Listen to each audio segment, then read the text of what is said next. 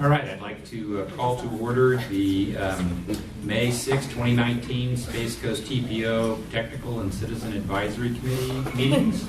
And so if you can all stand and join me in the Pledge of Allegiance.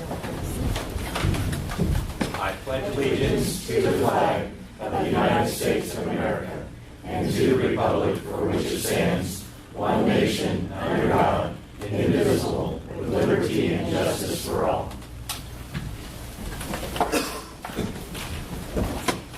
That will move us to item 2, which is public comments on items not on the agenda. Do we have any speaker cards? You're certainly welcome if there are agenda items that the public want to speak to on those items, but are there any comments on non-agendized items?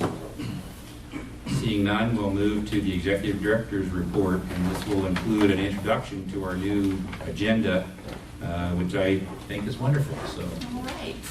Well, good morning, everyone. Want to kind of go over the actions the TPO Governing Board took on March 14th. They accepted the audit for fiscal year ending September 30th, 2018.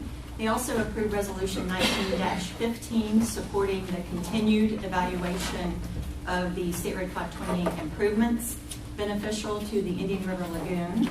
They approved resolutions recognizing member service. They also approved the renewal of our legal services contract with Mr. Paul Gugelman. They approved Resolution 19-16 supporting the Regional Resiliency Action Plan. They also received a presentation on the Intelligent Transportation System, the ITS Master Plan update that Stephen gave. And they also received a presentation on the State Road A1A rectangular rapid flashing beacons as well as the mid-block crossings. You have the Governing Board meeting minutes and attendance record for your reference. Also in your attachments is a status of projects.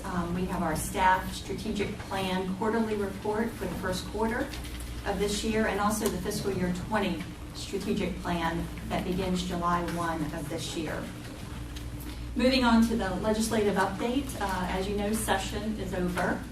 Our legislators decided that the Sunshine State would join the rest of America and make texting while driving a primary offense, which is really good news. The first violation carries a $30 fine, and if you get caught doing it again, it's $60. And you could incur court costs as well. So you can still use your phone at stoplights. So we will still be waiting behind those people that are too busy typing to notice that the light has turned green.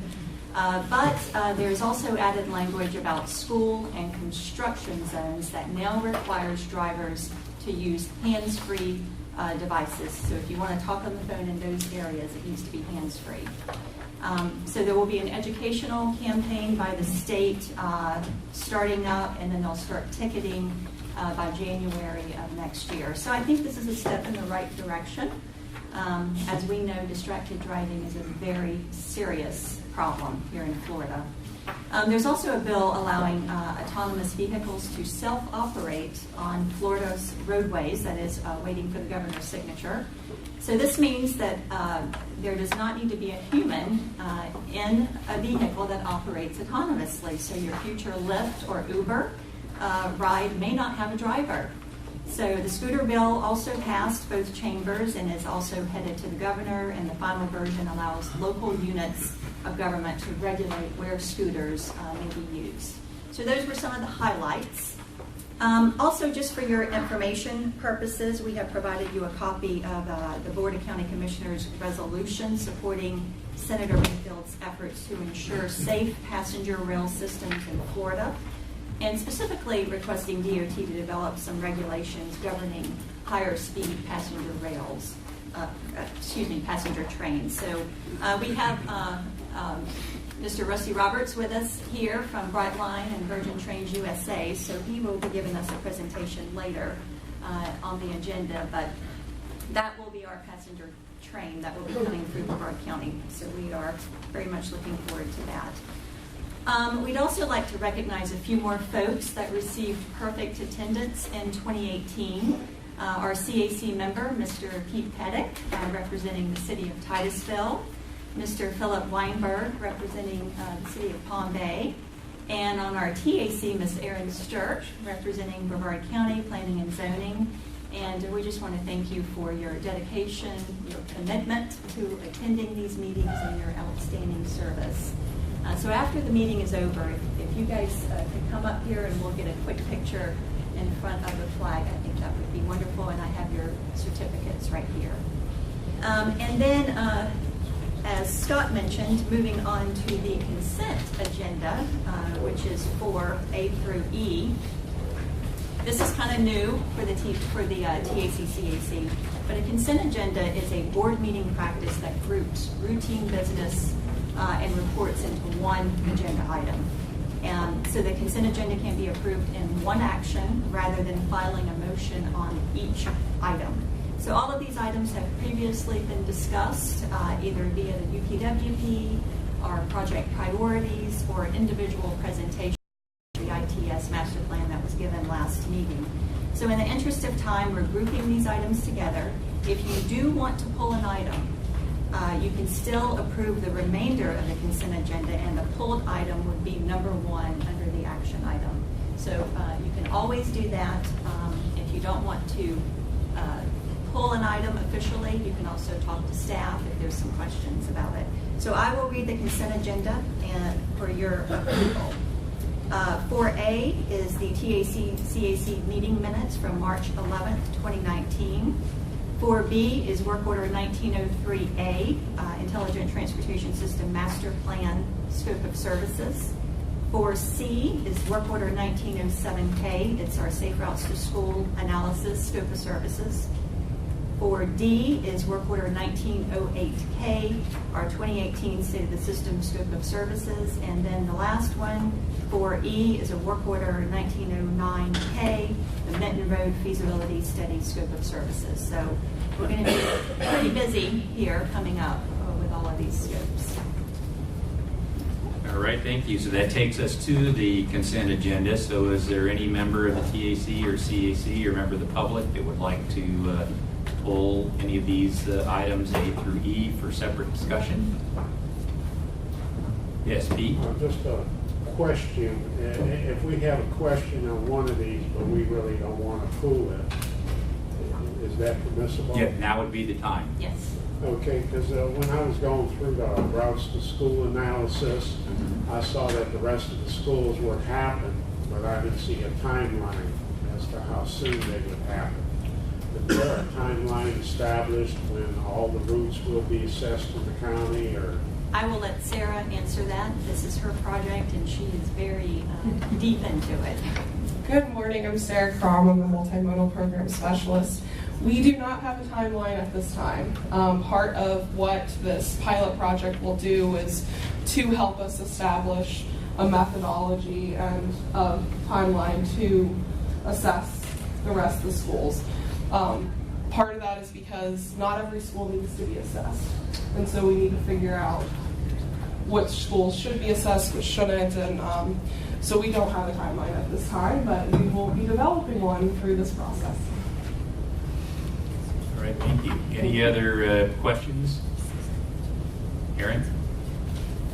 I'm not sure if this is related to item D or not. We get our counts out every year, and one thing that I find is deficient, and I don't know if this state of the system really should identify this, or maybe the traffic count folks, but I'd like to see who maintains each segment. So when we go through and I can tell which roadway the county maintains, because we have an alternate database for that. But when I look through the roadway segments, and we have projects that are coming in off of roadways, and I'm not sure if that's, the county's or someone else's facility. I was hoping we could at some point catch that. It's like a one-time task that somebody's got to be paid to do. So we try to do that a little bit at a time, but it's not always clear cut on whose roadway it is versus who maintains it and who maintains the sidewalk and all of that. So it's a little bit more of an undertaking than just, it's in the city or it's in the county. So, but it is something we're looking at, and probably doing more in-house than as part of the state of the system. But we're slowly populating that data as we receive it. I was just going to say, if we could throw money at the problem, that would be great to get it done. Thank you. Yeah. All right, any other questions? All right, seeing none, I'll hear a motion from the TAC to approve the consent agenda as presented. Is there a motion? Move for approval. We have a motion from Cliff. Is there a second? From Devin? And over to the CAC. The CAC, do we have a motion, please? Move Motion approval, by Mr. Martin. Chairman. Do we have a second by Rochelle? Any discussion? I'm sorry, who was the first? Who was the first? Martin Lamb. Okay, all in favor say aye. Aye. All opposed? And for the TAC, all in favor indicate by saying aye. Aye. Any opposed? Motion carries. Thank you. So that takes us to our first action item, 5A, which is recommendation to the board on resolution 1920, the fiscal year 2019 to 23 TIP amendment. Good morning, everyone. Stephen Bostel. This is a transportation improvement program amendment for you. It's 2 items. The first one is just a cost increase for an ITS project on 192, which is a Melbourne project. It's an increase to cover getting the fiber underneath the railroad tracks. So it's relatively minor. And then we have the other one is getting the ACES study getting going for the Southern Parkway. That's the final piece of the parkway that'll go from Babcock all the way up to Malabar. And so that this alternative corridor evaluation study will come up with 3 or 4 potential alignments of the parkway before it can enter the PD&E phase. And this study is going to be administered by Brevard County. All right, do we have any questions for Stephen? If not, may we have a motion from a TAC member? Motion. We have a motion from Steve. And is there a second? From David. And over to the CAC. Do we have a motion to the CAC, please? Motion from Woody, and do we have a second? Second from Rodney. Any discussion? All in favor say aye. Aye. All opposed? And from the TAC, all in favor indicate by saying aye. Aye. Any opposed? Motion carries. That takes us to action item 5B, which is resolution 1921, the Central Florida MPO Alliance 2020 Regional Priorities List. All right, so this is our annual adoption of the Central Florida MPO Alliance Regional Priority List. And this is where we will combine a list of projects that are deemed regional in nature. And each MPO or TPO works through the Alliance to come up with a prioritized list. So we have 3 categories. The strategic intermodal system, which is our high priority projects, regional trails and regional transit projects. And next year, we will be discussing regional transportation system management and operations, more ITS-related projects. But we are not ready to do that this year. But these are the 3 categories. And so in your agenda package, we really had no changes. Under the CIS list, we have the Ellis Road widening as the #1 priority regionally. We also have the widening of the beach line on the priority list, as well as the Indian River Bridge, NASA Causeway bridge replacement, and the State Road 401 bridge replacement at the port. So these are all roadways or bridges that are critical infrastructure. We also have our regional trails, which includes the coast to coast, the St. Johns River to Sea Loop, and the East Coast Greenway, all of the Brevard sections that we have on the list that we're trying to move through the process and get funding. And then we also have a regional transit priority list. So if you notice, we've covered all the modes here. We have transit projects programmed or under construction. Of course, we've got Brightline Virgin Trains, USA, from West Palm Beach to Orlando, done by the private sector. And for the prospective transit projects to either being studied or in development, we have our Brightline Brevard Station study. And then future projects being pursued is the Brightline Virgin Trains USA from Orlando to Tampa. So this has not changed. This has been our priorities for quite a few years. And so we would, if there's not any questions, we would ask your approval of Resolution 19-21, approving the Central Florida MPO Alliance 2020 Regional Priority List. Are there any questions for Georgianne? Seeing none, I'll entertain a motion from the TAC. We have a motion from Jenny. Is there a second? And a second from Aaron. Over to the CAC. And from the CAC, we have motion, please. So moved. Motion from Rochelle, we have second. Second. Second from Martin. Any discussion? Seeing none, all in favor say aye. Aye. All opposed? And from the TAC, all in favor indicate by saying aye. Aye. Any opposed? Motion carries. And sort of pleased that Ellis is remaining at the top of the list with our regional partners. And because the interchange work and the St. John's Heritage Parkway from 192 to the new interchange are under construction and going very well, perhaps sometime before the year is out, we can maybe ask the county for the status report on, because we know that the land acquisition is going to take a very long time, but it would be sort of good if we have an agenda that's not have too many presentations on it to maybe get a short presentation on the status, because obviously once that opens there'll be a lot of pressure on Ellis, and Absolutely. and obviously everybody knows that, but it would be nice to sort of get an update sometime between now and year's end. I think that's a really good idea. I will tell you that the county is moving forward, trying to get the 60% design plans. I think they'll be ready in June. And I'll be meeting with the county management office to talk about a potential build grant or what options could be on the table to hopefully move that project forward. Of course, match is always the issue and the challenge that we have to address, but I think that's a great idea. All right, so that takes us to presentations, and obviously the consent agenda really works. So that gives us plenty of time for presentations, which is kind of the key, because obviously these are things that come up later for us to vote on and recommend to the board. So leaving time for presentations and questions is, I think, a really good thing. So we'll start that with the Virgin Trains USA Phase 2 presentation.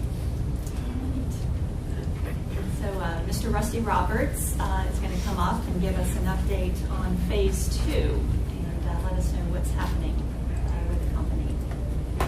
Good morning, Mr. Chairman and members of the Council, TAC and CAC. Appreciate the opportunity to be here. My name is Rusty Roberts, Vice President of Government Affairs for Virgin Trains USA. And this morning you're going to hear me say Virgin and Brightline interchangeably. We're sort of in the middle of transition, so I'm having trouble figuring out which one I like better. But more Virgin than Brightline these days. But I'm delighted to be here to give you this update on where we are in the project, where we've been in the past year since we were operating in South Florida for a little more than a year now, and then what you might expect here in Brevard County in the coming months. But before I do that, I just want to play a little video. It's what I call a Sizzle video, and it's a little promotional thing we did on Brightline some months ago, and designed to get you excited, so I thought I'd play it first. Say hello to the open track, to the freedom to move, to high-speed intercity rail service, to the first privately funded rail system in the U.S. in more than 100 years. Say hello to the business professionals, to the nightlifers, the dreamers, the adventurers. Say hello to the day trippers, to the last-minute field trips, to meaningful connections, to America's solution to traffic. Downtown Miami to downtown Fort Lauderdale to downtown West Palm Beach in about 30 minutes each for less than the cost of driving. And soon, Orlando and Tampa. Say hello to all the luxuries and amenities of first-class travel. And the freedom to actually get where you need to go. To a dynamic energy. To people and places you care about. To transforming downtown real estate. Say hello to a formula that can be replicated across the country. Atlanta to Charlotte, Dallas, Austin, Houston, San Antonio, Los Angeles to Vegas, Chicago to St. Louis, and say hello to the future of express intercity travel in America. Say hello to Brightline. Thank you. Let me just X this out. There we go. So yes, of course, all the visuals in that show the Brightline are slowly but surely being changed over to Virgin. The end of the video showed other parts of the country where we want to go, and that's part of our. I think one of the reasons that Virgin Trains came into the company as a minority investor, Virgin Group, because they saw what we're trying to do in Florida, but also understood what we wanted to do outside of Florida, and because we did have a vision that we could take this model, build trains in corridors that are called too short to fly, too long to drive, and make them successful, and sort of make Brightline a national brand now.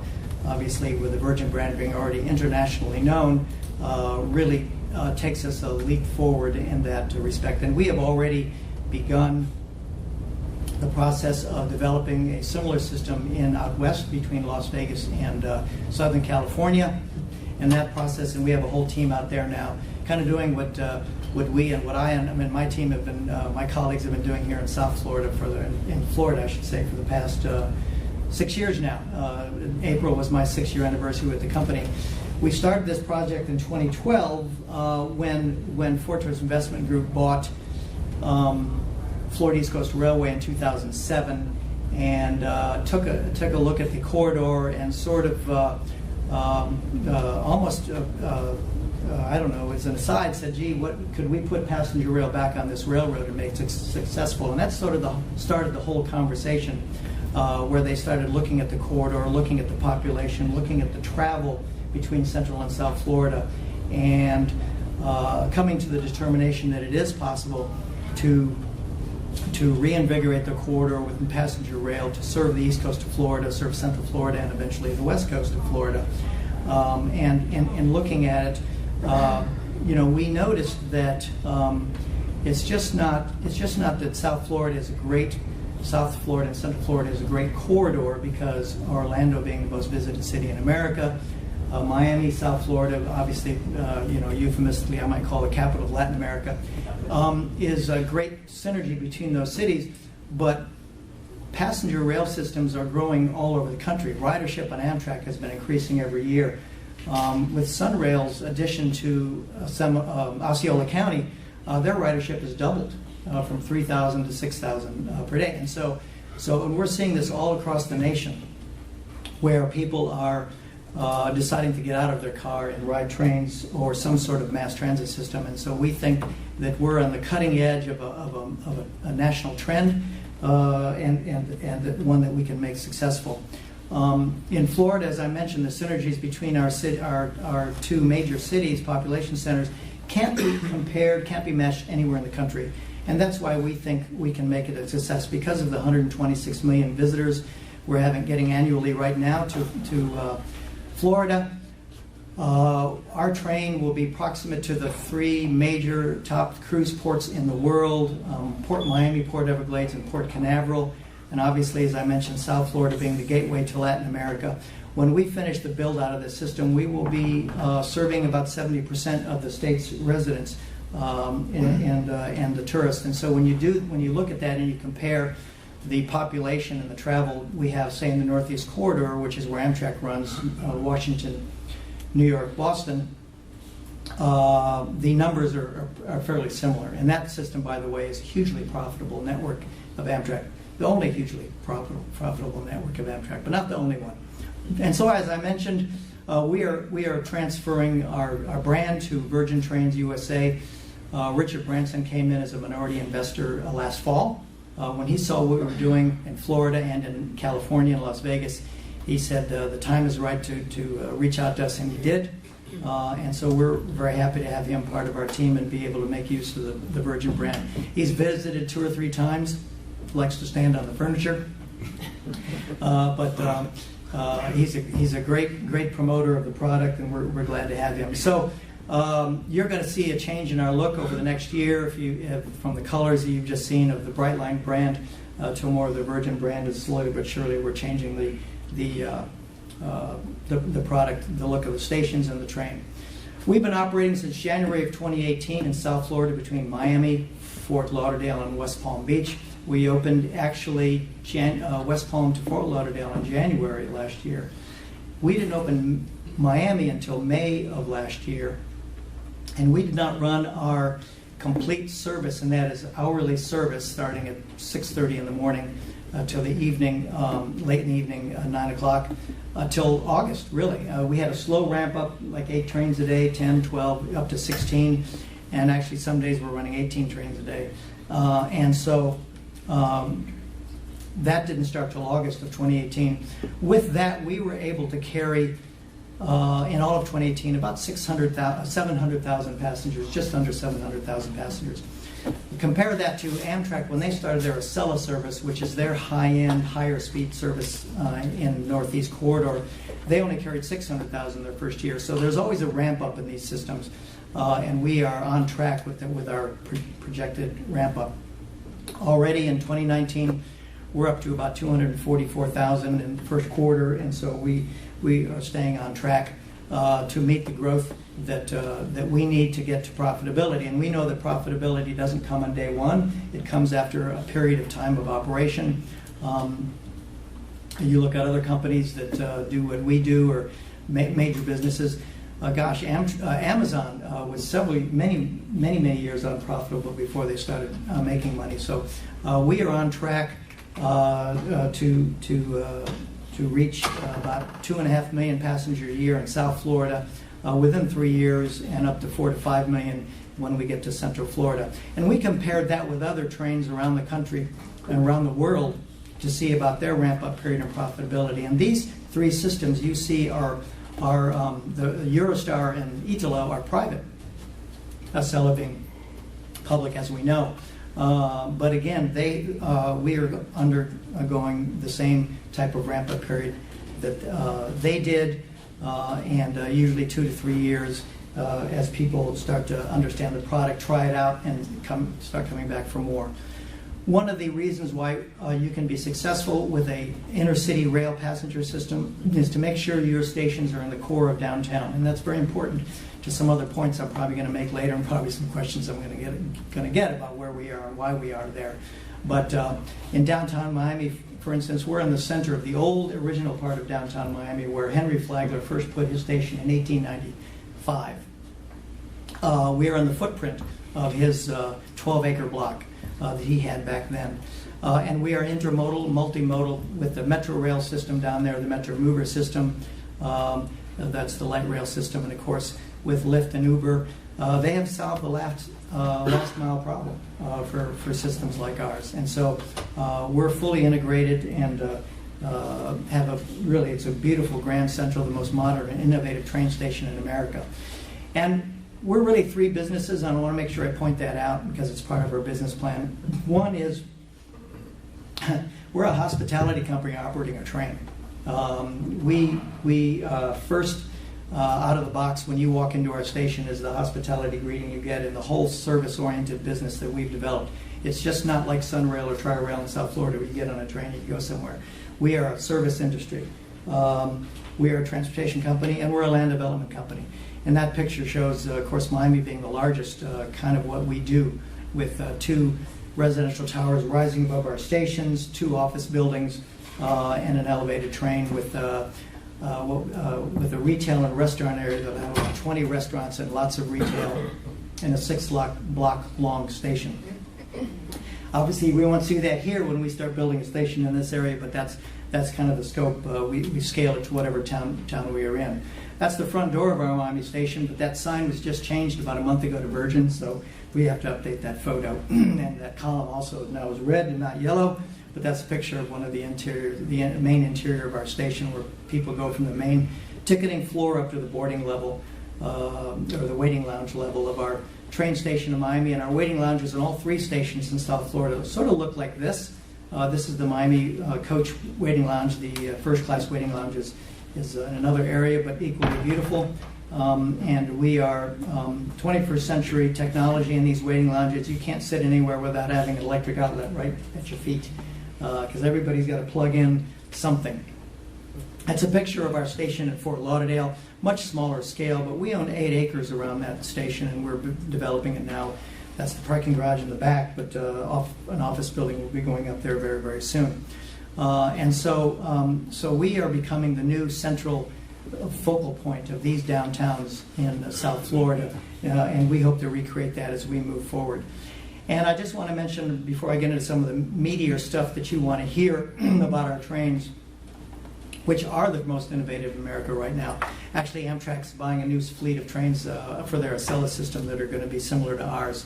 But we're the first to use the type of train that we are using right now. It's called a Charger. It's made by Siemens in California, Sacramento. 100% Buy America trains, 100% ADA compliant trains. The first trains and the only trains right now in the country that are ADA compliant with wide aisles. And of course, fully electrified wherever you're sitting. That's a picture of the first class car. We call that select seating. Picture of the coach car we call smart seating. You can bring your bike. We have luggage racks. We check your luggage just like in the airlines if you like. They're really beautiful, beautiful equipment. Very smooth riding, very quiet. But the time is now to come to Orlando. We've been operating for a year. We've been building this for under construction in South Florida. It took 2 years, and we're ready to begin construction up to Orlando. We've recently finalized our financing package. We sold $1.75 billion in bonds about a month, 6 weeks ago. When we went to the market to sell these bonds, tax-exempt bonds that are federally authorized by US DOT under a program that was passed in 2005, we had orders for $4 billion worth of bonds. That's how much investor interest we had in the project, $4 billion for 1.7 that we wanted to sell. We've since gone back to the market to sell another 950, which is our final sale for the Orlando segment. We have approval to sell from the state agency, which is our conduit issuer, and we're going to go to market this month. Our construction contracts for the Orlando extension have been awarded. We issued our contractors a limited notice to proceed about 2 or 3 weeks ago. We're going to issue a notice to proceed to our contractors late in May, and that means they can get to work. The Orlando station, of course, if you've been to Orlando Airport lately and flown out of there and you've looked on the right side of the airplane and see this gorgeous, funny-looking building near all this construction, that's the Orlando Intermodal Terminal Facility. That's our train station where we're housed in Orlando Airport. It's ready to go.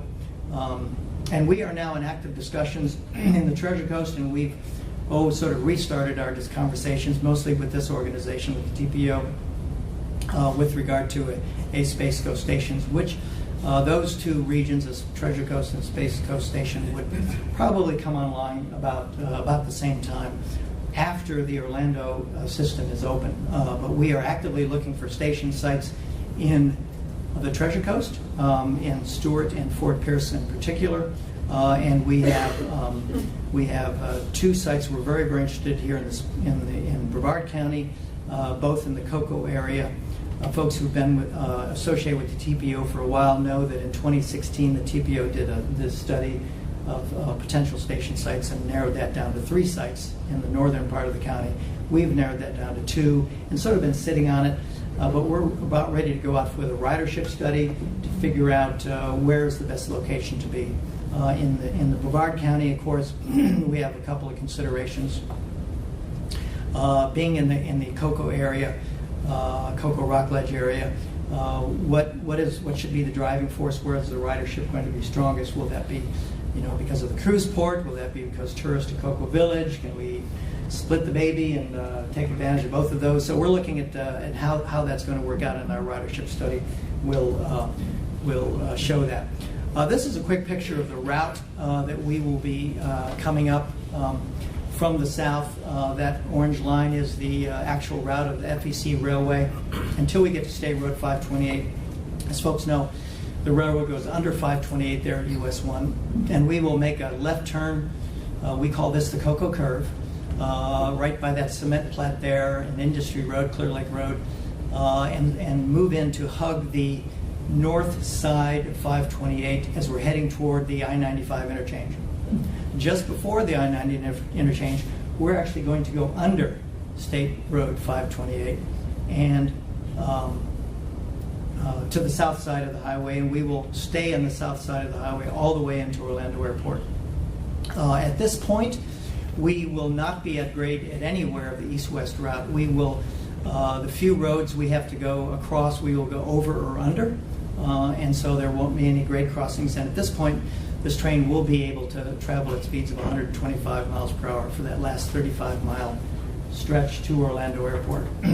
As we approach Orlando Airport, as you can see, we're still on the south side of 528. The Orlando Airport, the aviation authority there was very, very smart when they built this airport in the 1970s, designed it. They planned for a transportation corridor along the east side of the terminal back then. And they reserved a transportation corridor for whatever they needed it for. And they had a facility. Down at the bottom of the screen, you see where the blue line takes us out. That is the Brightline Maintenance Facility. We are leasing about 80 acres from the airport to build our maintenance yard. We'll have a shed there to house the trains and repair the trains, clean them, turn them around, put them back to head south. And that's going to be our main maintenance facility when we finish this project. This intermodal terminal facility, let me remind folks, was designed for 4 train sets. Let me also point out that this intermodal terminal facility was actually designed in the 1990s. When the airport decided they're eventually going to need a new south terminal, they said, you know, we're going to outgrow this airport, and which was designed for about 25 million people a year. Right now, they're at, I think, 48 million a year. So they knew that they were going to have to expand, and so they designed a new airport back in the 90s. And they designed a high-speed rail facility in this new terminal, put the plans on the shelf, and said, we're ready when we get to 40 million. That would be the trigger to start building, and of course they are building. As you see, they built the terminal, intermodal terminal first. Back then, as you recall, the state was looking at several types of high-speed rail systems, starting with Governor Bob Graham in the 80s, Governor Childs, Governor Bush. For whatever reason, mostly lack of political will and lack of money, those systems were not built. They would have been systems similar to what they've been trying to build in California, much higher speed, much more costly. And of course, that would have gone into this terminal. When we came along in 2012, we said, you're going to build it. How about, could we be the tenant? And so that is what has transpired. We'll be the rent-paying tenant in this facility, which was designed not only for some sort of high-speed intercity system or a higher-speed system in our case, but the people mover that operates now, that takes you between both terminals, a future light rail, which they've been talking about for years, maglev for a while, to the convention center, and Sunrail, coming into Sunrail from the south, which is that blue line. But we'll be the first tenant, and we have our offices there now. Our project management team for this phase 2 construction is in that space now, designing everything. And this is what that terminal looks like today. That you can see where the tracks come in from the left side and heading out south toward the intermodal terminal, toward the maintenance facility. And this is sort of a rendering of what the entrance to the train station will look like, although now that's going to be red and it's going to say Virgin. Eventually, I've got to redo that one. This is about a $2.5 billion construction project between West Palm and Orlando.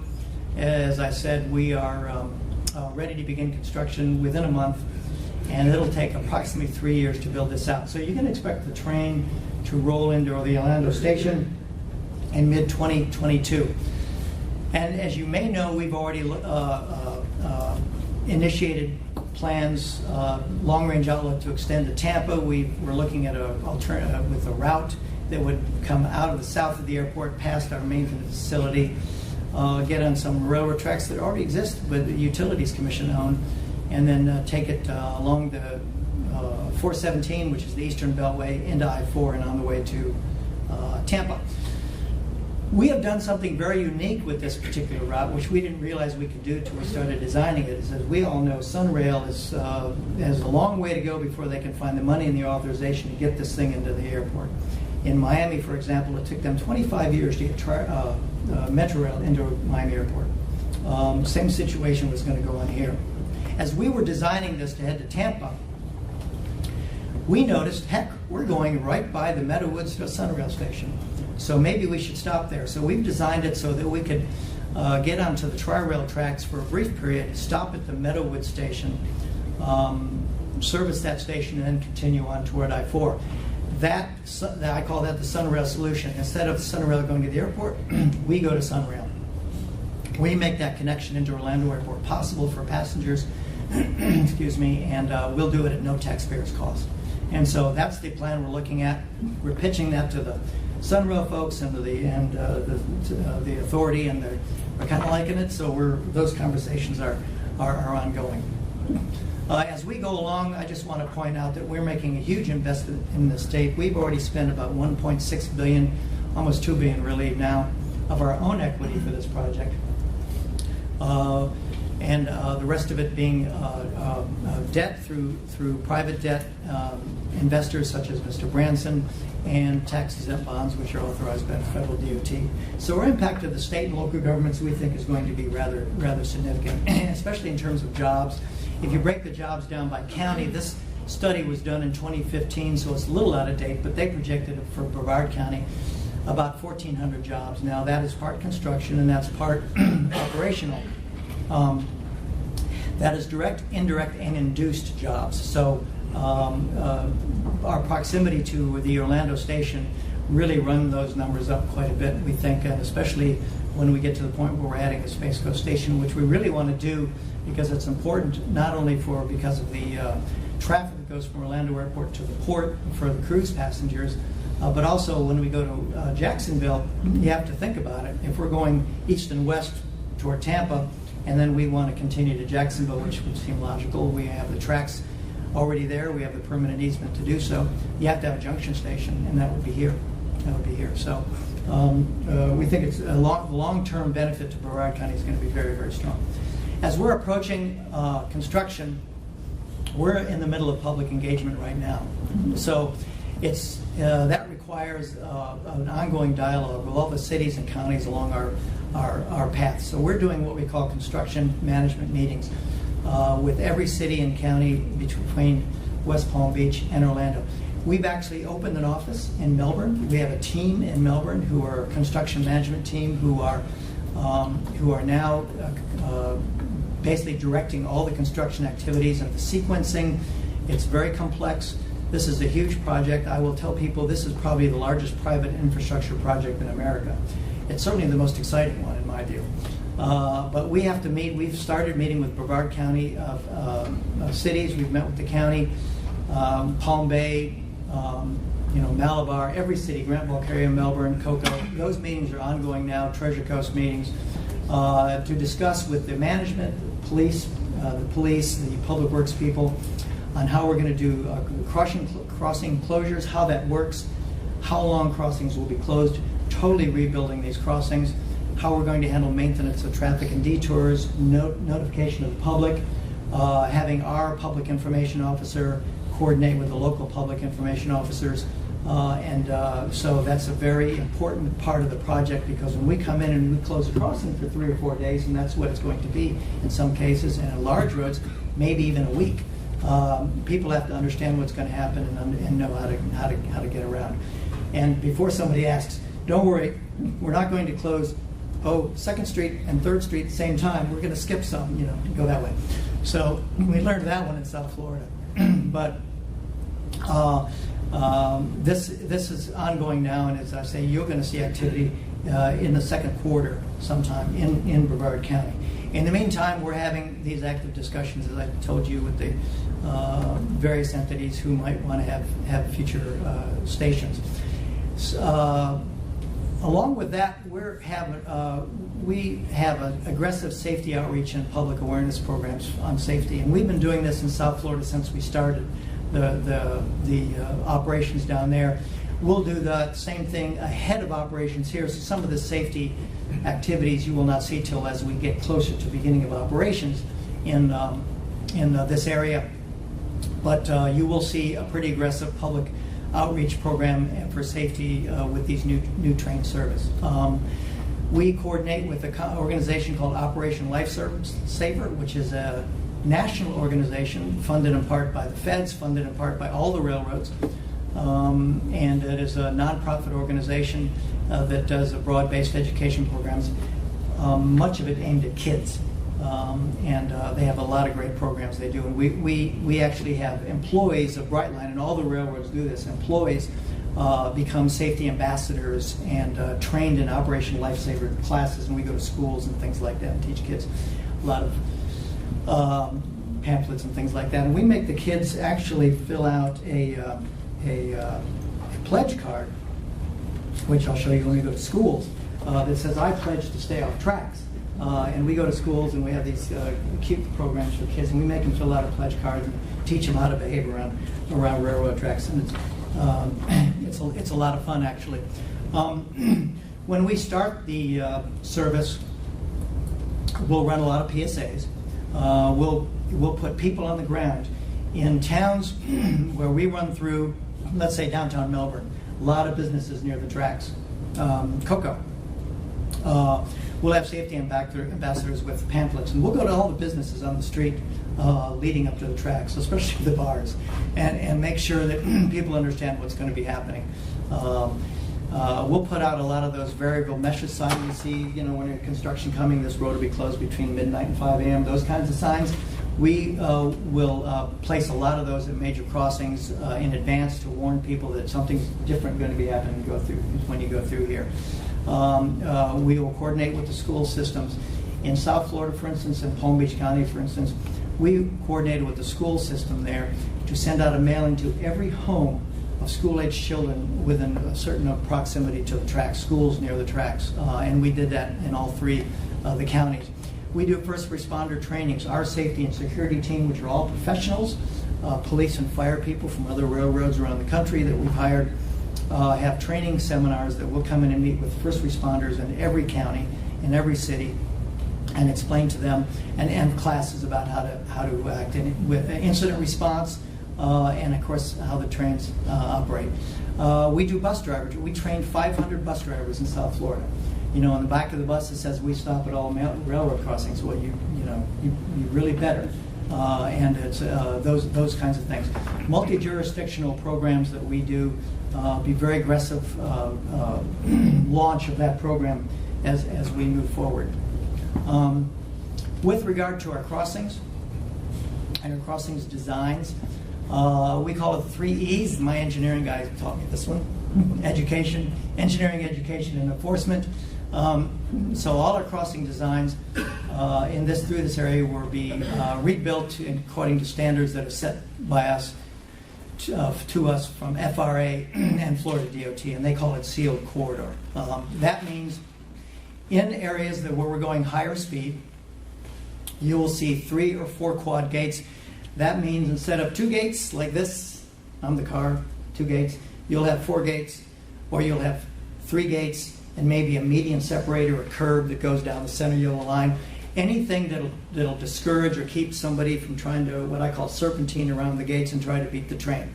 Folks have gotten away with that with a freight train that's moving at 50 miles an hour. Maybe you made it. It's not a wise idea, and with a passenger train going by. So we're doing things to seal that crossing to make sure that people can't try to beat the train.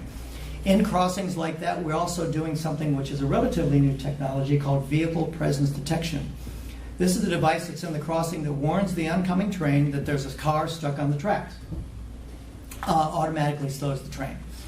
Traffic signal preemption. If you have a busy road where the traffic is stacked up and people don't pay attention and they suddenly find themselves stopped on the tracks, and the train is coming and the signal is engaged, that traffic light ahead that is making everybody slow down is going to turn green to clear that way.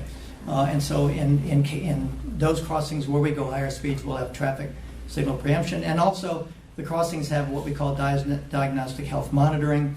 That is basically if there's a malfunction, you all have seen it, it happens all the time, not all the time, excuse me, from time to time, where there's a malfunction at gates and they seem to be doing this and or stay down and stuck. When there's an error, the gates are designed to just go down and stay down, and that's the default. If there's a problem, close the crossing until a maintenance person comes and fixes it. The diagnostic monitoring tells the oncoming train that there's a problem with the signals in that crossing, and that train slows down to a safe speed. Very, very slow speed as it goes through the crossing. We figure out what's going on and we get maintenance people out there. And in many, many cases where you have sidewalks, we will put in pedestrian gates as well as the normal gates that come down for cars. And working with communities who want more sidewalk across the road. Maybe you have a sidewalk that meets the track but don't have a sidewalk that goes across the track. We've been working with Brevard County, for example, in many areas to have some that sidewalk extended. So sort of it's a nice thing to do, and it makes it safer. Our trains will be are equipped now already with positive train control. Positive train control is a system, a safety system mandated by Congress 6 or 8 years ago. It's very expensive, very time-consuming product to bring online, but the railroads around the country are starting to bring them online now. It's a track and wayside signaling system that will be in place in advance of our operations up here because we're mandated. We will not be allowed to run a train until it's fully operational. It is being installed right now in South Florida. It's not mandated to be finished till 2020. So if we're operating in 2022 here, obviously we will have to be operating. Interestingly, FEC Railway has always had a precursor to PTC since the 90s called ATC, Automatic Train Control. They were one of the first in the nation to do it. FEC Railway has always been known as an industry leader in safety, and when they installed their ATC system, it was one of the first.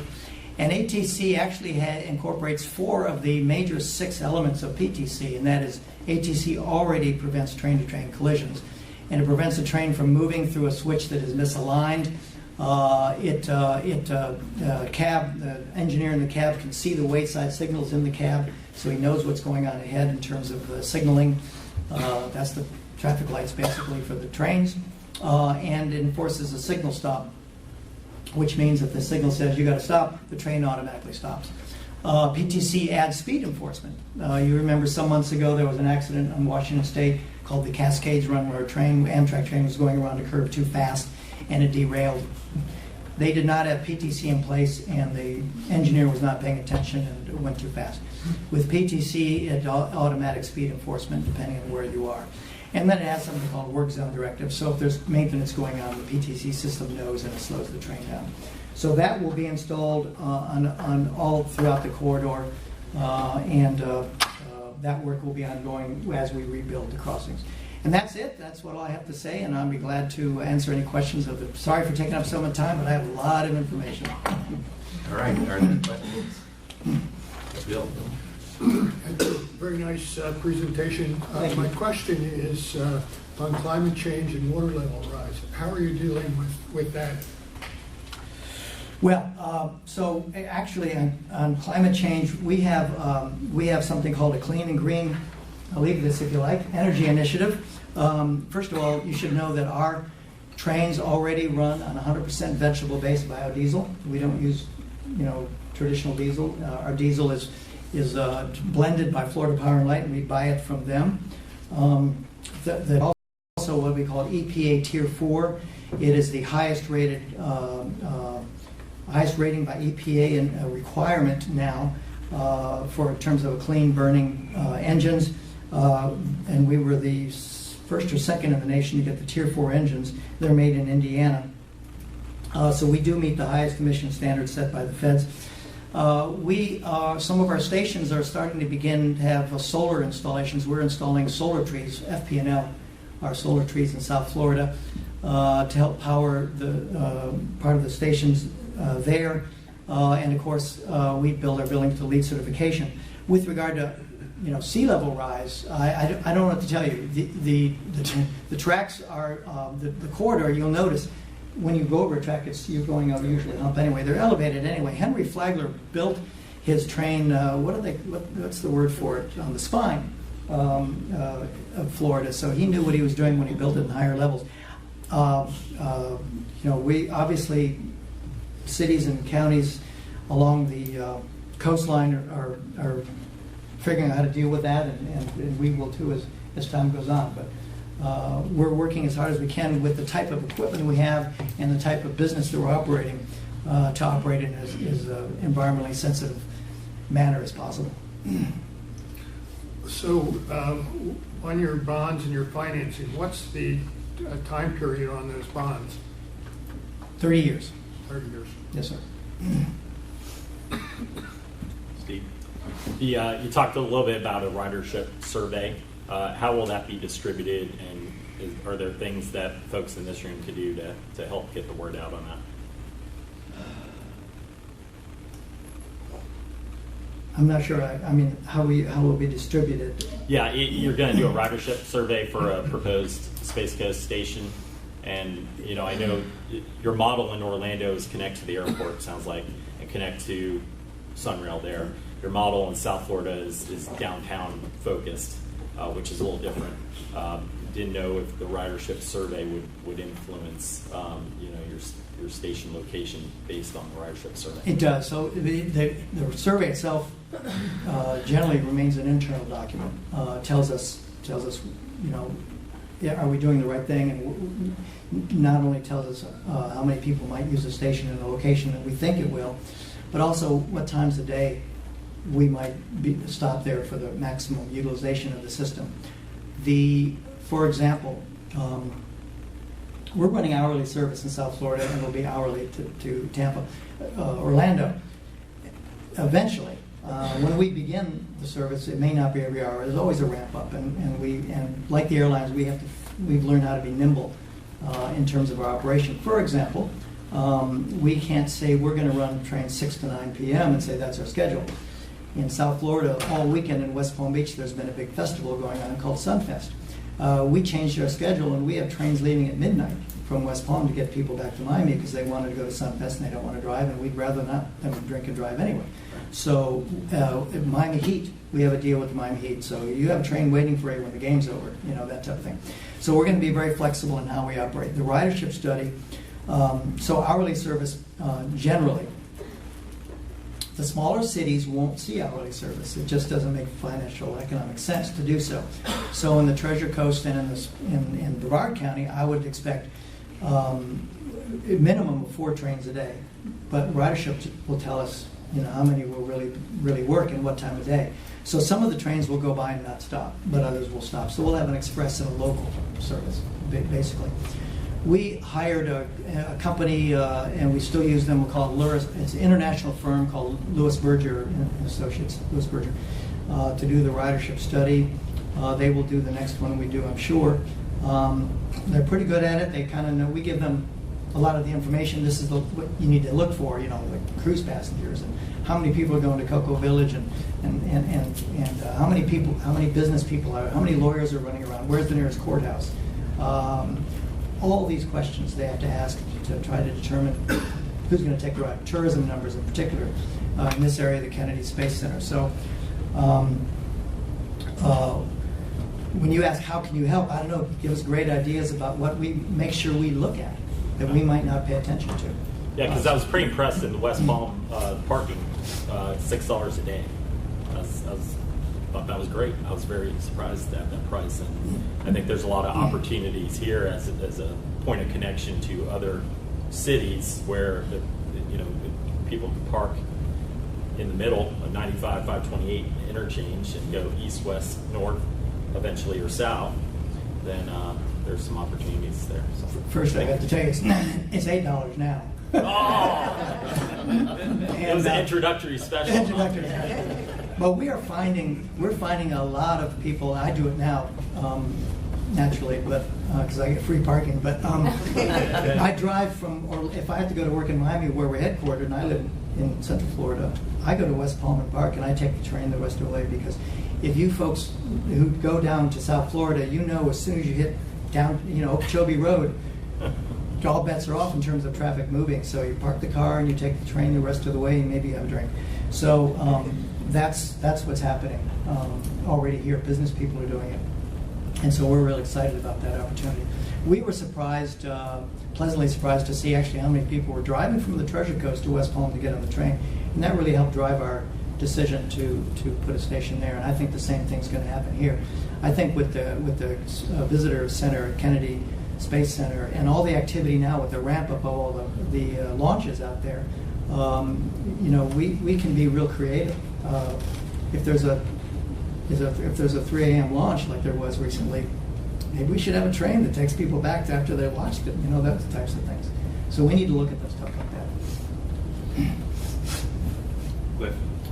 Yeah, you talked about the crossings, the construction that would be happen specifically along the East Coast. Yes. What other type of construction is going to be along that corridor? Are there tracks being added?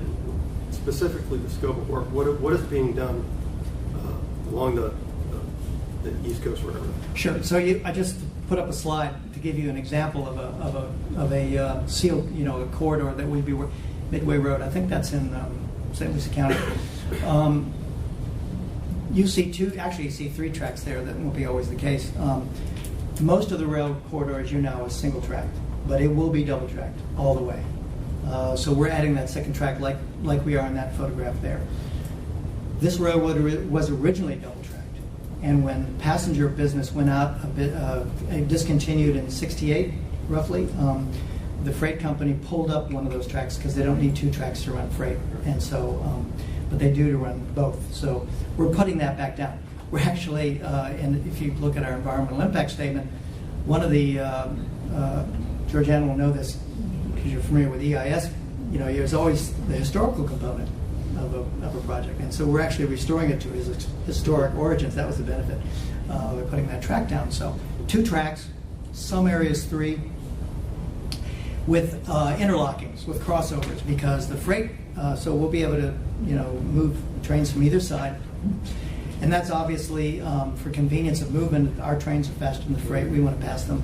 2, freight company still has customers on both sides of the track, so they need to get over to serve a customer, those types of things. So 2 tracks like that.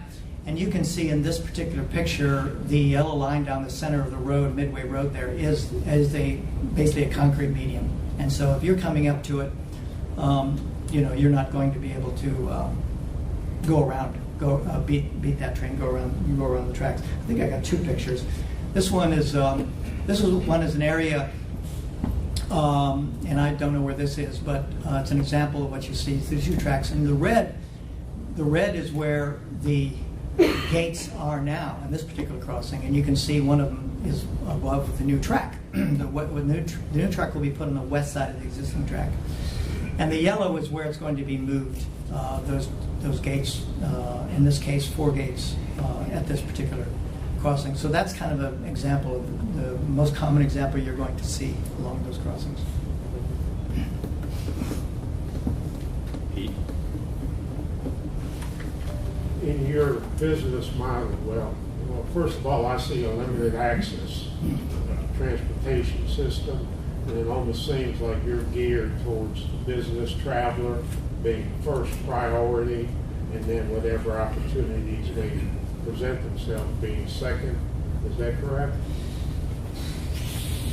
Well, in South Florida, we definitely have a higher level of business travel, but with the complete, we're getting a fair number of leisure travels, but our ridership study was pretty dramatic in showing that our riders, 70% of our riders will be tourists.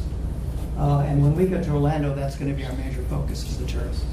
There will be business travel there's plenty of business travel between South Florida and Central Florida, but the tourism is going to be one of our major components. So we're not going to be really geared toward business. Again, that's why I said this is the best corridor in the United States. The most unique corridor for this to make something successful is because of the tourism we have in Florida. Well, I see Orlando International as being a pit stop for your developments in other areas that you showed where you're developing stations and you're doing high-rises to offer to people there travel between the hubs, which are your stations, and that's the limited access. And Orlando International seems like a good pit stop to get on the plane. Yeah. But where are you going to pick up the tourists, and where are you going to drop them off? Well, obviously we can't develop near the Orlando and that footprint. We can only do the station, but Disney won't let you in. Actually, it didn't. I think one of my maps, don't know if it showed Disney or not. We are in active negotiation with Disney. They've already identified property for us that we might use, and we're in active negotiation with Disney right now. When we're heading out to Tampa, We're going right by Disney property. So our long-range plan is a Disney stop. Right, pick up at Orlando International, stop at Disney, and on Tampa, do you have downtown property for your station? We are looking at downtown property. We have not yet settled on where it's going to be, but we have many sites that we're in discussion with property owners. Are you looking for a downtown spur into Orlando?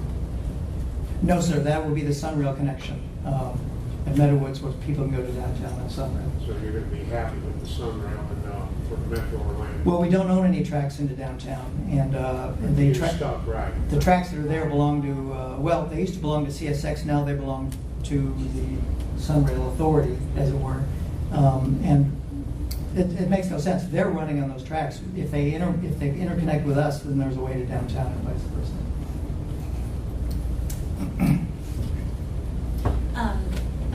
There's got to be a place for public and private funding in the fabric of transportation. And I think what the company is doing is really going to help us economically. Tourism, so tourism is one of the new planning factors from the FAST Act. So we're required to consider tourism now. I was talking to Lois with the River to Sea TPO, and she said, she routinely talks to tourists that will, come to Volusia County to go to the beaches, and then they would say, well, I'd like to go to the Kennedy Space Center. And she said, and they're asking, how do I do that? And she says, well, you go down to the local Alamo and you rent a car and you head over. And many times these are international tourists, and they don't feel comfortable doing that. So, how do we, with 126 million visitors in 2018, how are we going to move people around? We need to provide travel options, and I think that here in Brevard County we're going to benefit greatly from that. Karen? I have some questions on the timing of the construction of the project. I understand there's been some right-of-way acquisition along the turnpike segment that is from Orlando to here. I'm not exactly sure where that's occurred. And I'm looking at the right-of-way around what you call the Cocoa Curve, and I just don't see it. So I'm wondering, do we have enough space to do that? Where are we crossing Grissom? And how are we getting through that area there? I don't see a right-of-way corridor where you have that line. Obviously, as you know, the 528 in Brevard County is an FDOT highway, and then it belongs to the Central Florida Expressway Authority when you get into Orange. We have a lease agreement in place with FDOT. There is room to add track along the side of the road, if that's what you're asking. We actually, at that curve, by the cement plant, we own that land anyway. As you're approaching from the south, you see that little shady area on just south of 528? That's our land too. We own that. We did acquire some property, so as you cross I-95, and I don't have a close-up, on the south side, and that line, by the way, is not really, it's not super representative. It's constant. But we are on the cloverleaf, as it were. We're on the south side, going over the cloverleaf, and we're sort of kind of taking a dip over that southern ramps on the south side, taking a sort of dip and going like that. And so we did purchase two or three parcels from the county that hug the road just outside the right-of-way to give us access to the lay track there. And these parcels are like, you couldn't develop them. They're just little slivers of land that weren't privately owned, they weren't state-owned, they're just county-owned kind of linear pieces of land that were considered on the county surplus land list. So we bought those. And we did buy some private lots along that area, 4 or 5, I can't remember exactly how many, to create a buffer between the train and the homes that are to the south. That is the only right-of-way we've had to purchase along the right. The only roads we're going across on the east-west is Industry Road and Pine Street. And we have easements to fly over those roads. So we're not going across Oh, okay. We're So you're building- going over we're- industry there? Yes, we're building a bridge over with the road. And so then when we get into Orange County, the Central Florida, FDOT, by the way, same conversation, FDOT and CFX have had a long-range plan to, expand their right-of-way anyway. They want to get to 8 lanes. They're looking 20, 30, 40 years ahead, 8 lanes perhaps. So they have the right-of-way. I don't know about FDOT, this part. CFX definitely needed more land. So they needed to add 200 linear feet to the south of their highway, all the way from the county line to the airport, so they could plan for future lanes. And so what we did was we basically went with them and said, we'll help you purchase the land, and then you give us 50 feet, and so permanent easement. So we had several negotiations with all the property owners on the south side of the beach line in Orange County. Most of it was the church, Deseret Ranch, but some smaller private owners, I think Madame Homes or Tapstock, one of those. This guy who he just died recently owned the Hialeah racetrack, had some land there. We bought land from them, and then now CFX has 200 more feet they can grow, and that's where we're going to be at 50 feet on that south side of the road all the way. So in Brevard County, do we have that additional space? Because we need the 8 lanes to keep coming to us. That's an FDOT question. Don't know. But obviously they know we're there. They have to, whatever their plan is have to take us into consideration too, and I'm sure they have, because we had these discussions with them 4 years ago. These lease agreements were negotiated 4 or 5 years ago. And is the train going over 528 and over I-95 or under? And then who and when is going to reconstruct that? We're going to do all the construction at our cost. When you're heading north, we're going under 528 because the railroad goes anyway under 528. Then as we turn to the west, and you see where we dip just before the little 528 circle there, we dip and go to the south. We're actually going under the road there. And apparently it's a very unique construction concept where they're building the tunnel. They're building a tunnel outside next to the road. And then they're pushing it under the road. That's what they explained to me. It's like those big tunnel machines. At some point, somebody's going to show some plans for this.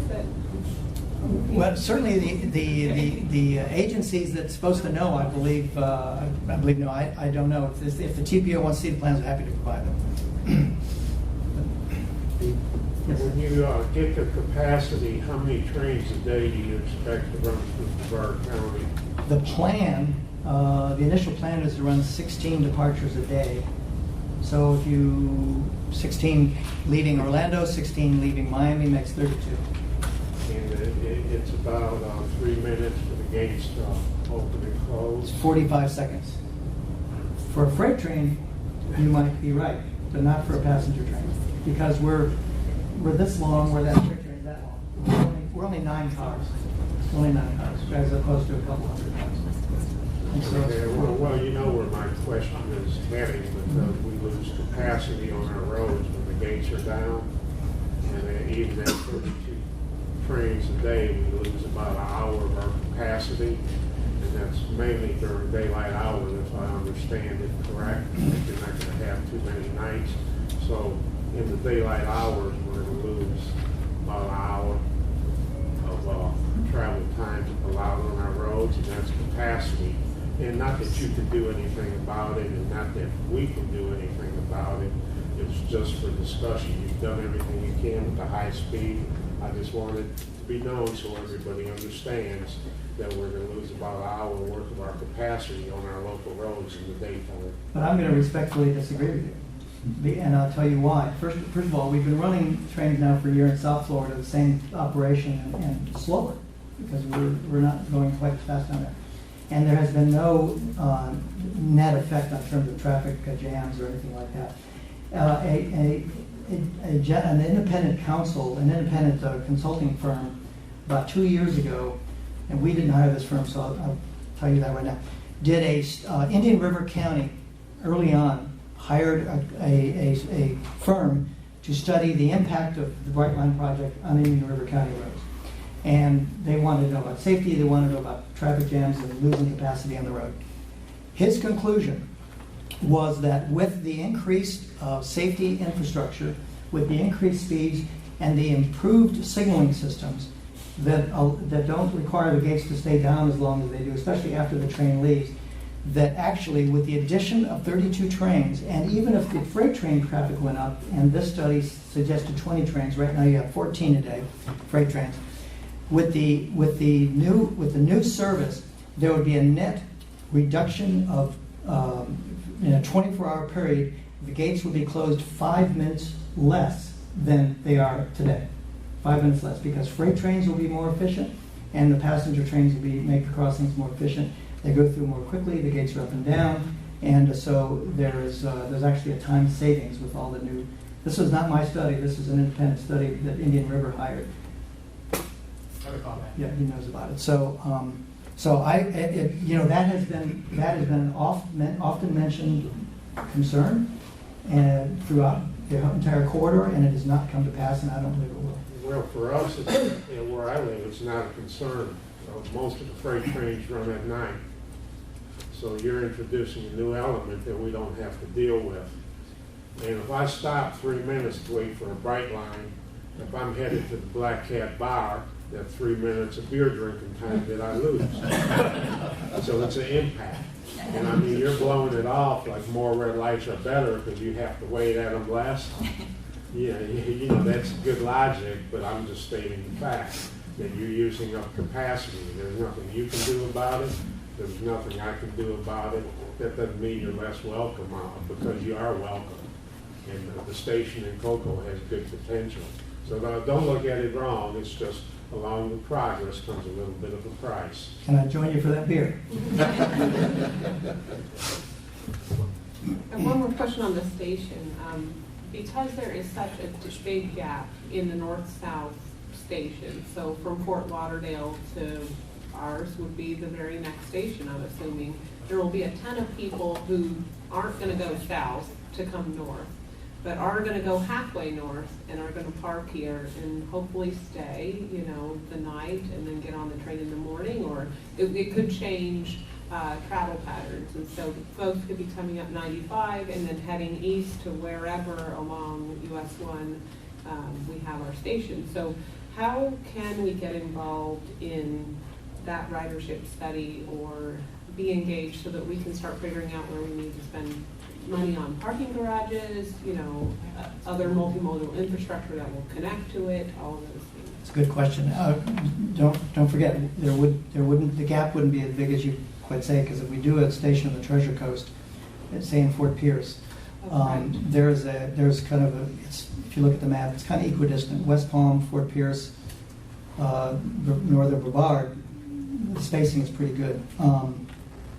But you bring up a good point, and what I can do is when we do engage the company that's going to do the ridership study, I'll have them contact the TPO, and part of their job is to talk to locals, and they're not local, right? And they need to talk to locals, so I'll have just want to do the right land use planning. Yeah. So that we're prepared for it.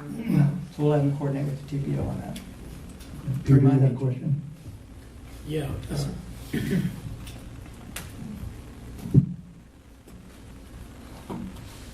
Yeah, my question was sort of a follow-up. I was wondering what your passenger load would be on a daily basis. Right now, our trains can hold 240 people.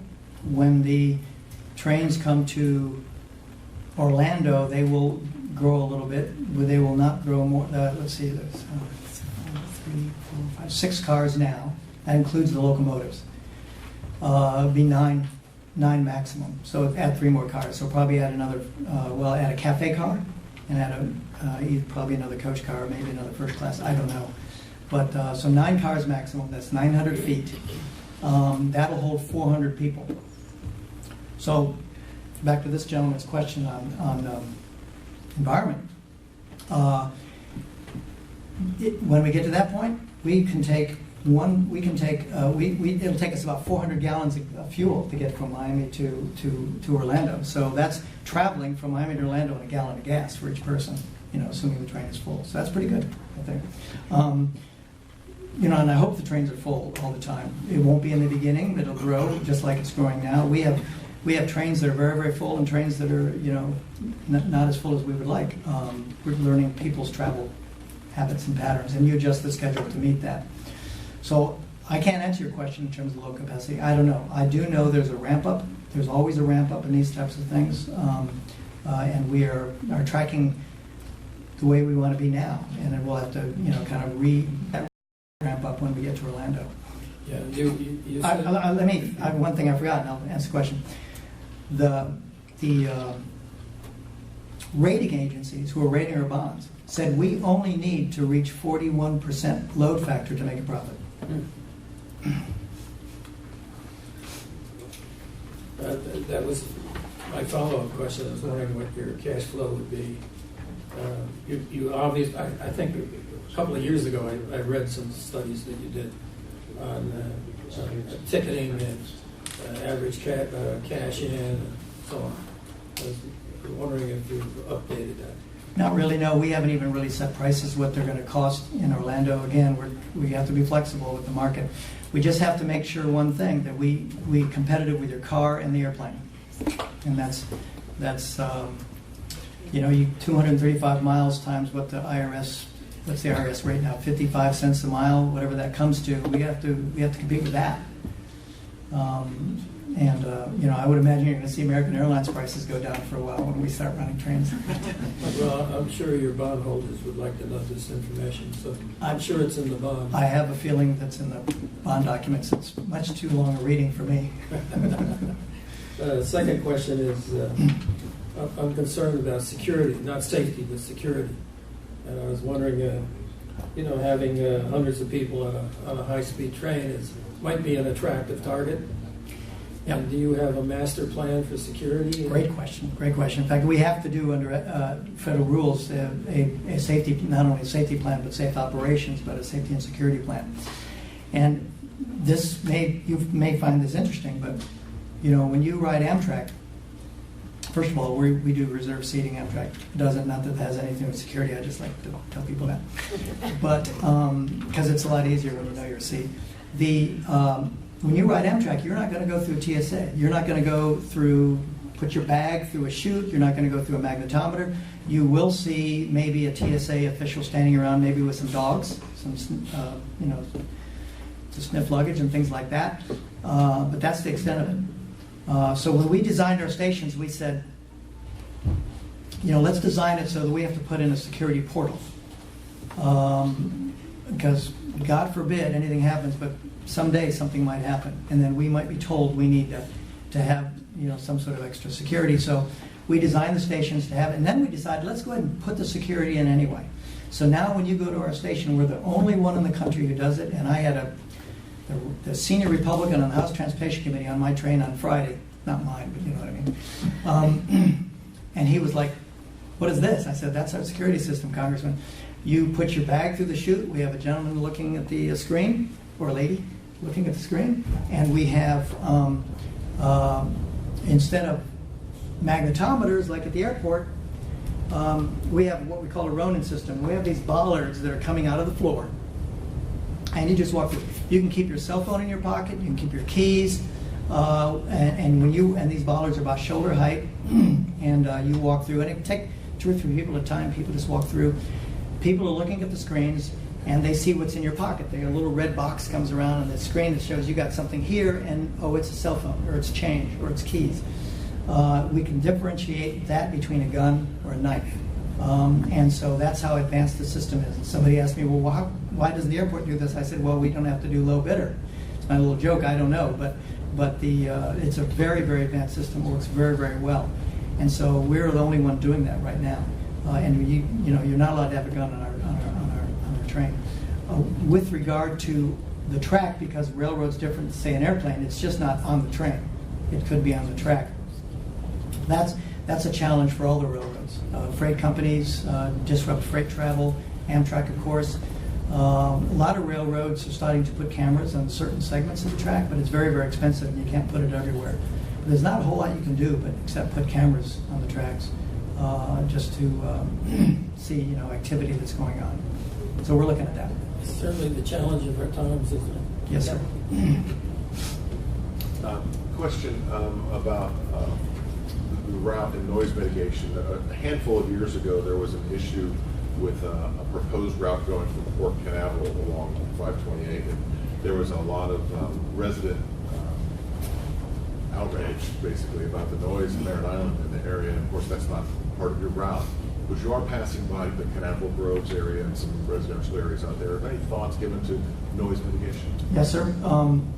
That issue you talked about was when the port was trying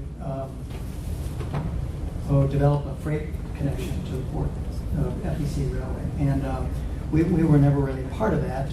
You know, we looked at it with interest because if they're going to do it, you know, that gives an opportunity for us. But we never really got involved, and obviously we know where that project went. So our EIS has quite a long study on noise mitigation, and so noise mitigation is not done by noise walls. In our case, it's done by the type of wheel structure you have, the rounding of the wheels, the suspension systems, and the engine. And if you went today and looked at and stood by our train in a train station, you would be pretty amazed, because you know, if you've seen the freight trains go by, how loud those things are, and the vibration on the ground. We are like a Toyota compared to that 18-wheeler. They're very, very quiet trains. They're the most modern engines available.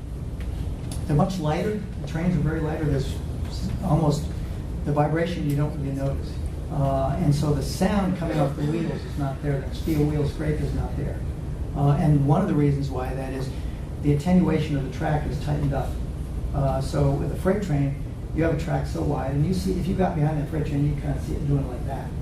But we've tightened up the track, both of them, so the freight's not going to do this anymore either. And it's just going to go straight on. It's very tight, much quieter.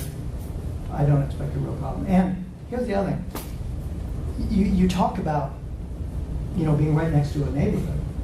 That's one thing when you have traffic, constant traffic. You need a noise wall. If you have a train every hour, it's going to be relatively quiet. I don't see that as a real disruptor. And we're not running at night. I think this is a fantastic idea for our area and also for our nation in terms of vehicle emission reduction. And over time, I know you talked about it's a 9-passenger car, so that's kind of small. But it's several times a day. But you're ultimately taking vehicles off the road for every one of those trips. And at build out of the capacity, have we gotten any numbers about the reduction of emissions as a result of this? No, sir. Carbon footprint numbers? Yeah. Good question. Fantastic presentation. Thank you. Thank you.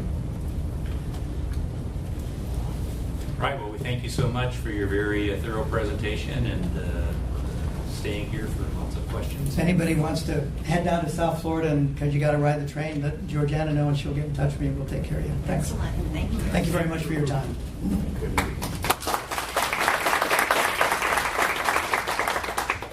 So that takes us to item 5B, which, item 6B, which is joint certification.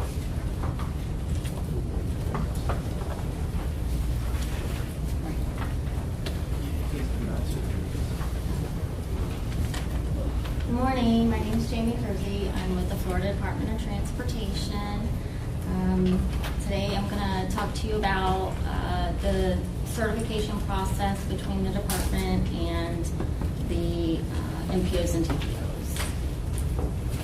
The purpose of the certification is to jointly certify the department and the MPOs with the planning process for each metropolitan area and make sure they're concurrent with the submittal of the proposed transportation improvement program, which is the TIP, to FHWA and FTA.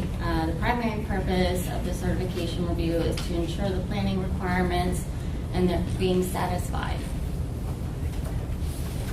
The process, the district and the TPO are prepare a questionnaire. This year we had a part 2 and a part 1. The district had their own questions that we completed based on a calendar year's worth of information collaboration with NPOs, and the TPOs also had their own questionnaire they completed as well. And we sit down with them and we go over our results, and if there are any issues that came about from that, then we get with each other and try to work it out. If we don't work it out, then we get with central office, and if that's necessary, we get with FHWA and FTA. The risk assessment process is based on a review of a year's worth of information with the MPOs, and we go through the whole invoice process and make sure that the MPOs are following the federal guidelines of doing their payments and purchasing, and we do a point scale based off of that. And if the point scale basically is if they're high in their points, then they have to submit additional backup documentation every time they submit an invoice. So this year, Space Coast has a low risk assessment. They were able to produce information that was requested through the invoice monitoring process and have followed both state and federal guidelines. The recommendation corrective actions usually follow up with if there was any kind of significant things that have come up during that year. This year, there was really nothing that Space Coast required any kind of corrective action, and recommendation is basically just a continuous utilization of their allocated PL funds and SU funds, which they've been doing quite well. And the noteworthy practices and achievements, we like to commend the TPO on their smooth transition with the new director. They made significant strides with the public outreach. They're really good with that. Strong social media presence, providing up-to-date and the monthly agenda packages are really very thorough and intuitive. Their annual report, State of the System, is this awesome report. We love it. And that's all I have. Does anybody have any questions on that? Any questions? Chair, would you like me to give you any updates on our construction report? Sure, while you're there, sure. So we got an email. Basically, there's some emergency repairs that are going on right now on State 528, State Road 528. The original schedule was to last 3 weeks, but as of last Wednesday, it was pushed out a week. The repair should be completed by the end of May. The I-95 at Vieira, the project is on schedule. Currently, the team is working to have the access ramps open by the completion date, which is projected to be late spring of this year. I-95 at Miko, currently behind schedule due to unforeseen circumstances. The completion date right now is summer of this year, early summer. And I-95 at Ellis Road is on schedule. It's to be completed by early 2021. The project team is looking to begin an extended detour of the intersection of John Rhodes Boulevard and Ellis Road in early July. Anything Michael had a question? Yeah, it was actually in the last update. I just was curious if other MPOs and how we're performing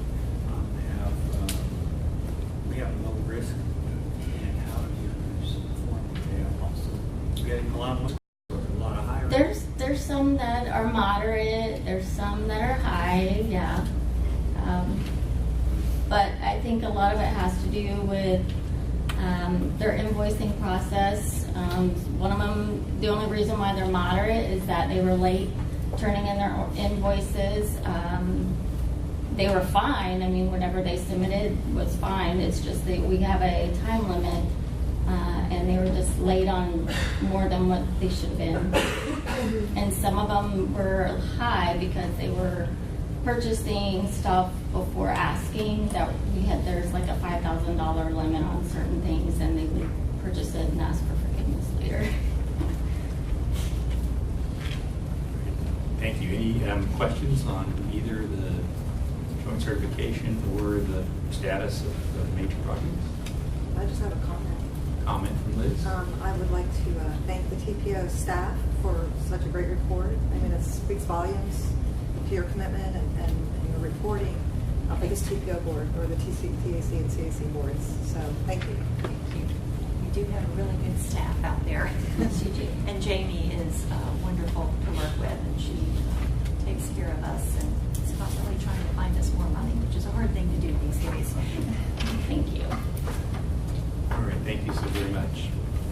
That takes us to our report segment of the agenda. So the first is the Bicycle Pedestrian Trails Advisory Committee. Hello. The BPAC met on March 25th, 2019. They received the same RFB presentation you guys have previously viewed, and they also approved the BPAC award nominations. As many of you know, in March we finished up our Bicycle Pedestrian Master Plan public meetings. Thank you. I wanted to give a little quick shout out to a couple of the members here today. Thanks to Terry for providing a scat table at every single meeting. Keith for helping out through the North Brevard meeting, as well as with setup and breakdown, and Todd also for helping out during the North Beaches. Without the members here that also attended meetings as well, is even just coming out and attending one of those meetings. That's what really helps make these meetings possible. But thanks to those three that they really went above and beyond and helped us out. So within your agenda package, there is a short summary. It's just a quick front-back little flyer. And some of the highlights, we had 202 attendees at the 6 meetings. The majority of those attendees heard about the meetings via social media or email, so more technological.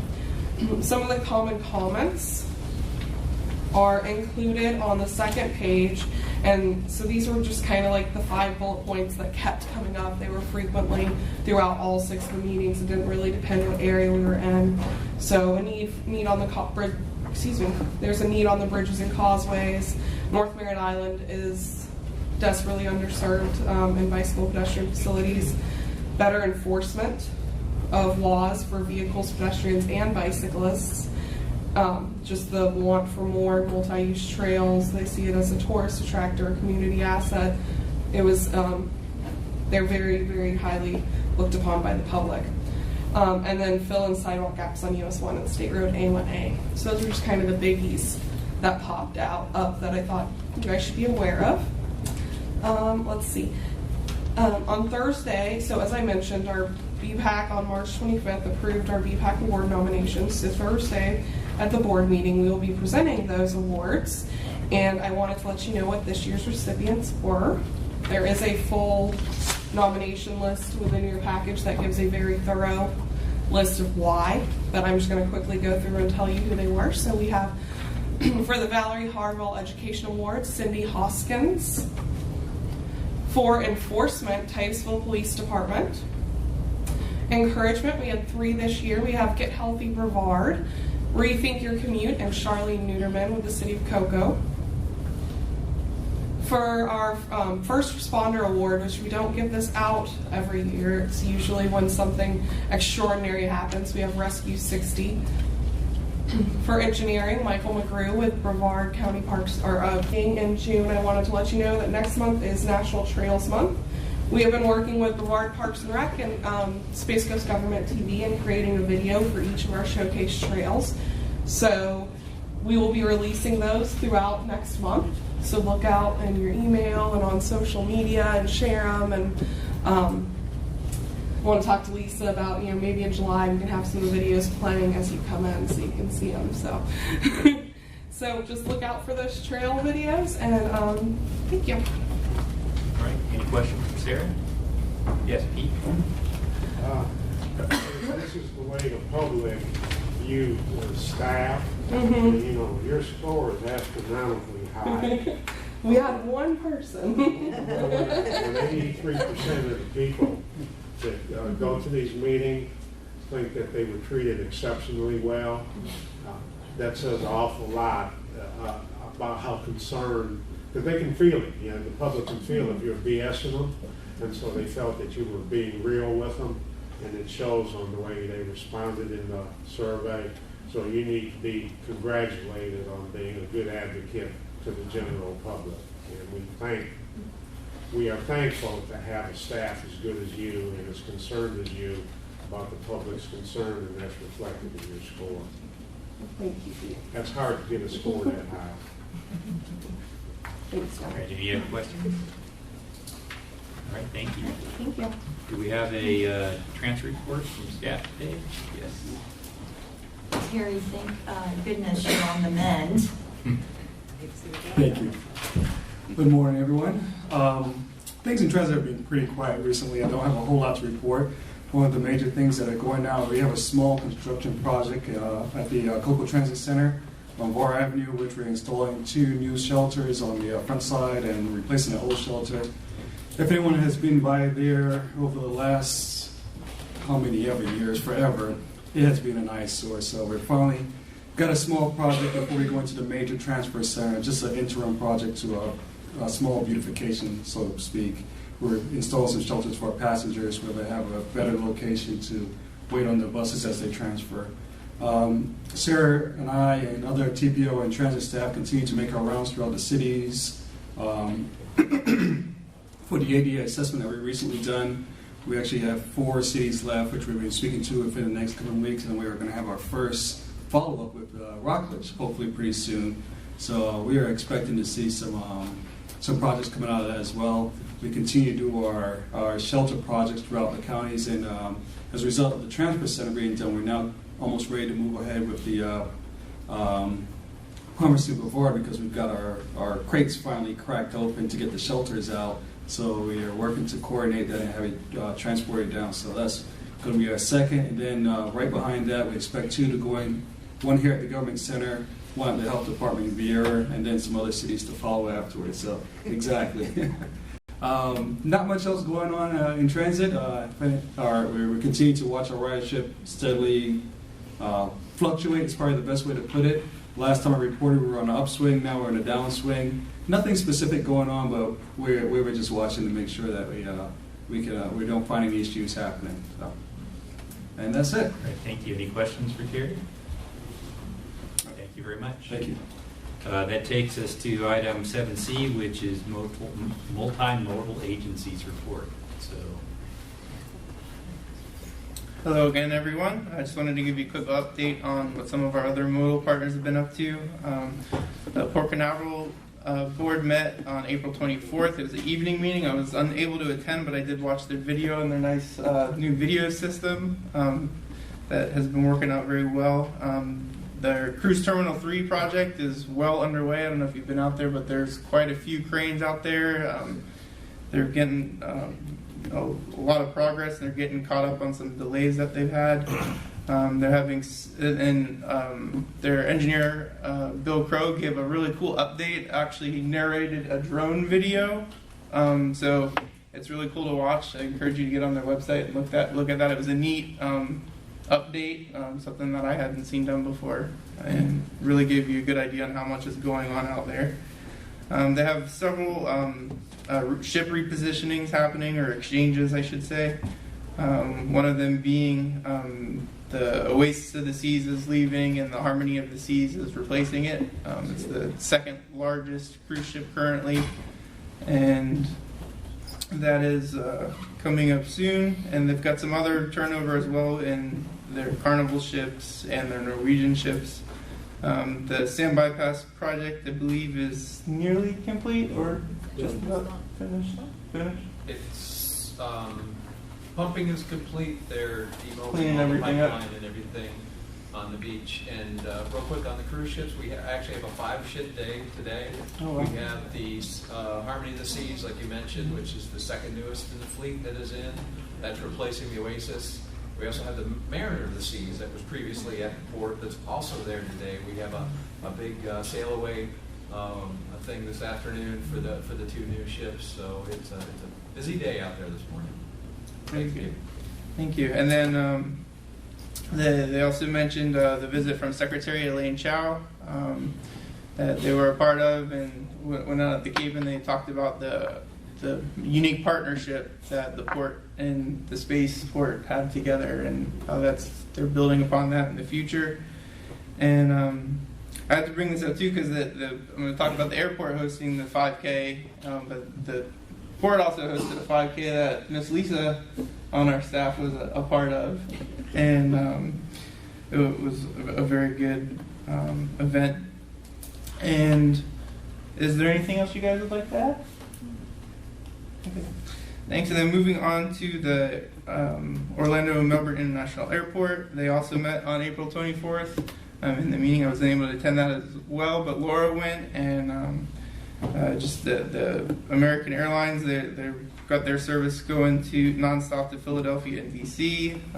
You guys had a successful air show and corporate 5K as well. And Cliff, you said you have the new date for the control tower to be opened up? Yeah, thanks, Stephen. Yeah, our new air traffic control tower is set to open and be commissioned October 16th of this year.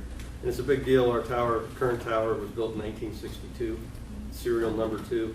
It's 40 foot shorter than the new one, and of course a lot of technology in the last 65 years, right? So we're very excited about that. By the way, DOT funded 50% of that project. We're really happy for their partnership in doing that. It was a unique situation, funding-wise, so great job to them. Awesome. We're really excited. Very good, thank you. And Space Florida actually met on April 1st up in Tallahassee, so I definitely did not make it up for that one. But I did take a look at their agenda, and they had several new code name projects on there. That's always interesting when that happens because you're never quite sure what it's going to be.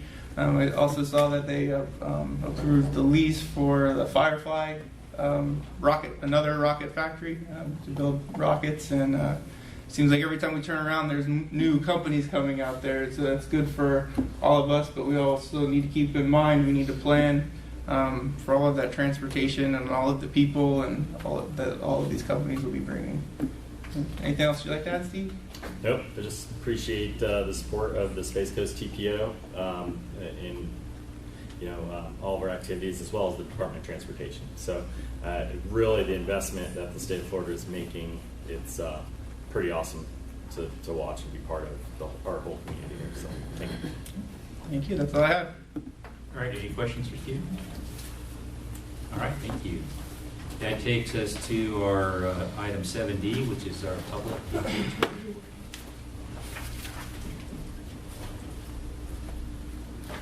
Good morning. My name is Abby Hemingway, and I'm the Public Involvement Officer for the Space Coast TPO. Just wanted to say a quick hello to any new members.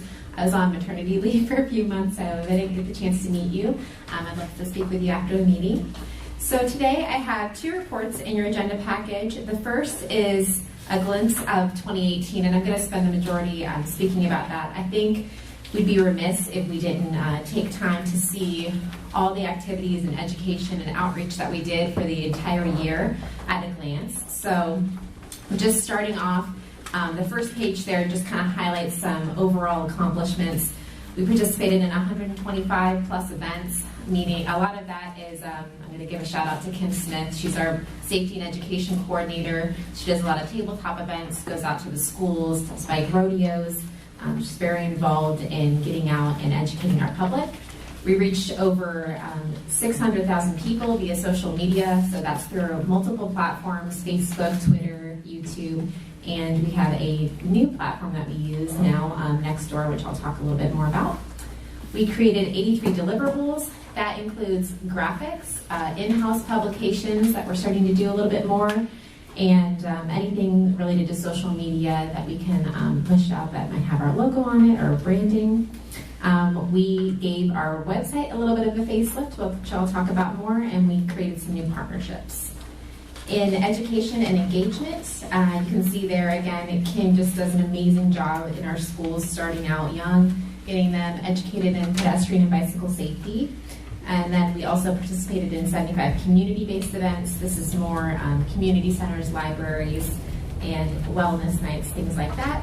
And one call out that I just like to see, I mean, it's so amazing that we were able to distribute free of charge over 13,000 education safety materials, and that means brochures, pamphlets, anything related to safety.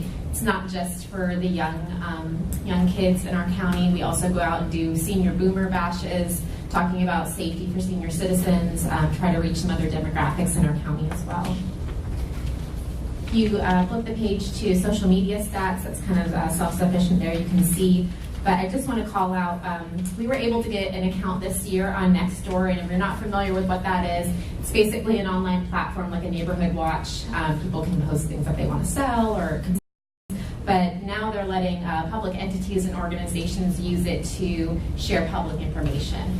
And obviously it's normally free of charge. So we were able to get an account this year, and we primarily use it for public meetings, which is amazing because you can target specific neighborhoods that are around your area where you're hosting your meeting. You can also, we posted our LRTP survey in there, our bike path master plan survey. So it's been a great way to kind of announce some of these public meetings when it's hard to get the word out via flyers or even sometimes on Facebook and Twitter. It helped tremendously in the bike path master plan meetings. Many people say that they saw it on there. So it's been an incredible resource for us, and we're going to continue to use it. For the deliverables, you can see there how many newsletters and press releases we sent out, also how many graphics and deliverables we created as well. So we did a great job last year, not only informing our committees and our boards, but also the general public and people who actually sign up for our newsletter as well. For the website, if you haven't been on the website lately, you should hop to it because it looks very different than what it used to look like. It's much more graphically appealing, user-friendly, intuitive. So we were very excited to launch that last year. I launched it right before I left for maternity leave. And it has increased our website sessions and also our users, I think because it's more user-intuitive. So we're excited about that. For news media, we had 79 news features last year. So anytime that Space Coast TPO or transportation planning is mentioned in an article, we capture that. It's so important. PR is so important in any organization, whether you're a government or private entity. Any PR is good PR in my mind. So very excited that we were able to do that. And we actually made some new media partnerships last year as well, both local and in the central Orlando area. And then for the last page, just some partnerships. There's so many more that I could list here, but these are huge partnerships that the TPO has made and nurtured, and it's just been so beneficial for our public outreach. So I just want to give a shout out to those specific partners. And that's all I have for 2018. Also in your agenda package is the quarterly report for January through March of 2019. Has a similar flow to it, so I'll let you read that in your spare time. But we're going to be doing the public engagement report quarterly now. So it's more chunky and a little bit more in depth when we do it that way versus monthly. But if you ever want any information, feel free to reach out to me. Questions, Brad? Thank you very much. Thank you. That takes us to item 7E, which is local government report. Do we have any local governments? Scott, I have one. We issued a notice to proceed for a fairly major signal reconstruction, 520 in Sykes Creek. So that should be starting real soon. Also, we're starting a retiming on Sarno Road from Hollow Boulevard out to Wickham later this month, I think next week actually. That's all I have. All right, any other local agency reports? All right, we already heard from Jamie on the FDOT report, so unless there's any additional items anybody would like to bring up, we're prepared to adjourn. Seeing none, we are adjourned. Philip, Steve, and Aaron, let's take a picture before you guys take off. They're already started. We have our Thanks. We're good.